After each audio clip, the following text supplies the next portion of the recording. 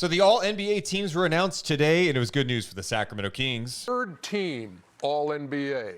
The guards, De'Aaron Fox of the Sacramento Kings, and center, third team, Domas Sabonis. Domas Sabonis, De'Aaron Fox named to the All-NBA team, third team, Morgan, but they make Kings history. Yes. First pair of teammates ever in Sacramento Kings history to make the All-NBA team in the same year, and also the first All-NBA selection since 2016, DeMarcus Cousins. And talk about the unique company. Let's rattle off the list of players who have made All-NBA teams in the Sacramento era.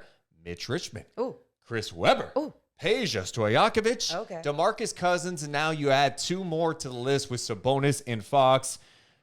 What an accomplishment. The Kings did not have an All-NBA player last year. Now this year, they've got two in the top 15 in the NBA, and they're in their prime. It's great to see. And not right there. They're in their prime. I mean, how exciting is that? But truly, there's so many times when you can see the push for these things, or someone limps in, or it didn't translate into wins. This season, these two guys, not only what they accomplished by obviously making the third team, but everything that came into play, being third in the Western Conference, just the team basketball, the style of basketball that they created, Mike Brown helping them, pushing them to a whole nother level in their individual games as well. It's so cool that it is all validated. They are part of the third team that featured Fox, LeBron, Dame, Randall, and Sabonis. The second team was Jaylen Brown, Jimmy Butler, Steph Curry, Donovan Mitchell, and Nikola Jokic. First team, Luka, SGA makes first team All-NBA, Giannis, Tatum, and the MVP Joel Embiid round out the top 15. It's a crazy year, though, because you start nitpicking a little bit. Even Barkley on TNT was making the case that Fox should have been higher.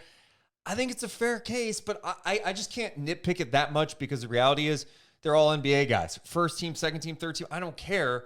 They're in the conversation as top 15 players in this league. And that's what's so cool about it, right? And then obviously, too, when people start nitpicking, it becomes hot takes and you're putting other guys down. And it's not about that. I think one of the main things when we look at this and we go, okay, well then over who? De'Aaron Fox over who if he should be on the second team?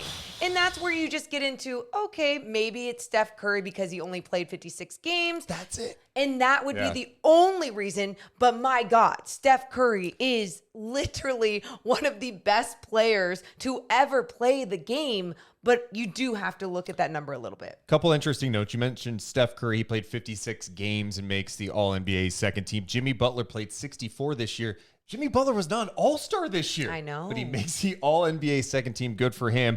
Third team was interesting because LeBron made it. He only played 55 games. Yep. And then Dame Lillard, that's probably the one that I think if you're on the outside looking in, you're probably irritated with. If you're like someone like Jalen Brunson, maybe even Ja Morant, where Dame plays 58 games and his team was trash, and he's an All-NBA guy. Some of the guys who did not make the list, Drew Holiday, Devin Booker, again, didn't play a lot of games, right? Jalen Brunson, Lauri Markkanen, KD did not play a lot of games. Anthony Edwards, he played 79 games, had a great year, probably had a legit case. He was listed as a forward in this. Bam didn't make it. AD did not make it. Now, next year, it all changes, because next year with the new CBA, positionless, and there is a minimum game number that you have to reach. You have to play at least 65 games to qualify for All-NBA. And you like that? I don't know. I don't know if I like it. I look at everything that happened this year. I mean, just based on that, LeBron would have been on it. Jimmy Butler would have been on it. Steph Curry, Dame would not have been on it this year. And that's where, obviously they're trying to motivate guys to play more games, but there's also going to be situations where these guys are getting older and they're still the best players in the league, and then they're all of a sudden not going to make it. But there's going to be a lot of these situations that we look at throughout so many more years to come, and this is why the NBA does it, because we all talk about it. Big picture, though, I think if Fox did not make the All-NBA team, we'd be freaking out today. We'd be like, oh, all these casual writers and broadcasters not paying attention to the Kings. Now people are going, oh, Fox only got one All-NBA vote for the first team, and he got 33 for the second team.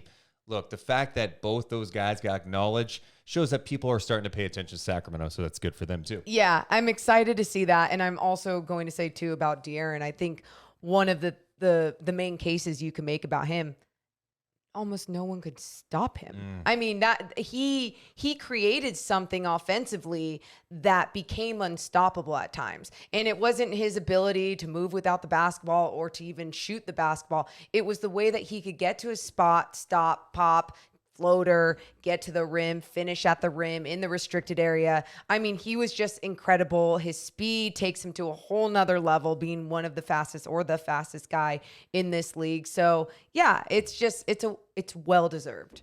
And for both those guys, it's how do you get to that next level? How do you not only stay as an all-NBA player, but maybe get to second or first team? Yeah. It's hard to go up those levels, right? And all those other players that rattled off who did not make the team because they missed a lot of time. It's a lot of talent in this league. That's like my biggest takeaway is there's so much talent in the NBA right now.